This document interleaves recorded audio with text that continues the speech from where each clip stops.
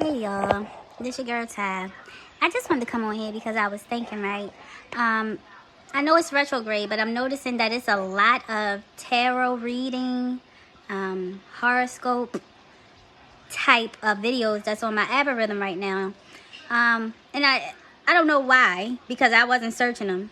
I'm kind of, because I know horoscopes, like, whatever your zodiac sign, I do personal, but I've noticed when it's a moon shift or something like that, or a full moon out, that, like, I usually come on my cycle, right? I've read before that, truth be told, a lot of us don't notice, but most females' cycles are around when the moon shifts, or it's a full moon or things like that, right?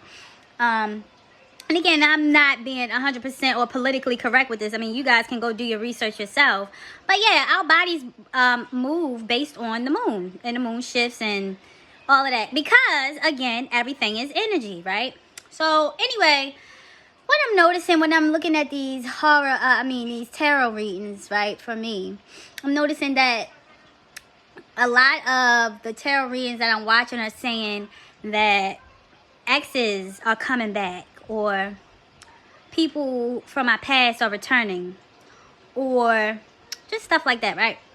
And so, like, I feel like it's a contradiction to what's right? Because even though I'm into tarot, right, I'm also on this whole womanhood and just being the best version of me.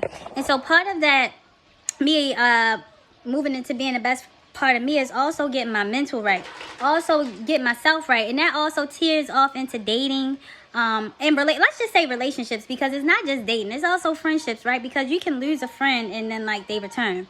But anyway, I'm saying this because if you have done self-work, or like you are on the journey of loving yourself wholly and completely, and like just leveling up, just becoming emotionally intelligent, and just working on your brain and everything, right? You understand that people who leave your life and then return, when you're at a certain level, that that's dangerous. We don't do that.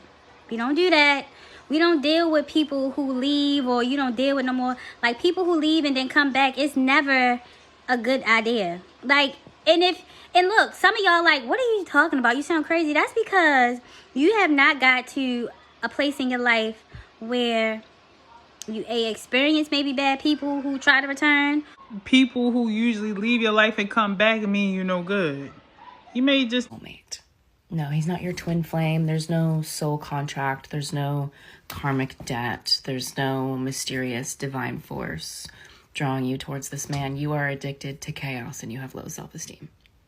Yes, you lack boundaries. You lack self-respect, and this makes you weak and undisciplined. While it is so much more fun to tell yourself a whimsical story about some divine outside force that is bringing you and this man together, that call is coming from inside the house. That call is coming from a part of you that you like to ignore, that is constantly reliving the story in your bones that you have to work to be loved. But if you just figure out the right magical formula, you can make distant, uncaring, selfish people suddenly give a shit about you.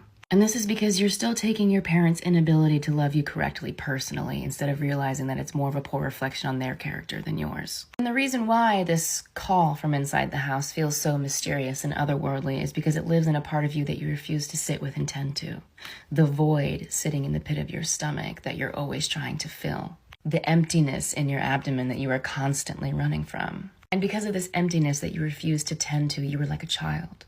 And the universe is always offering you a choice between a jar of cookies and learning how to cook for yourself, and you choose the cookies every time. They're not nourishing, they're not going to sustain you long term, but my God, they feel so good right now. The sweetness of temporary gratification wins over every single time. But the thing is when you're done with your jar of cookies, your twin flame, your soulmate, your karmic contract, you're still going to be hungry. And you will always be hungry, as long as you're continuing to choose a jar of cookies over learning how to sustain yourself long term.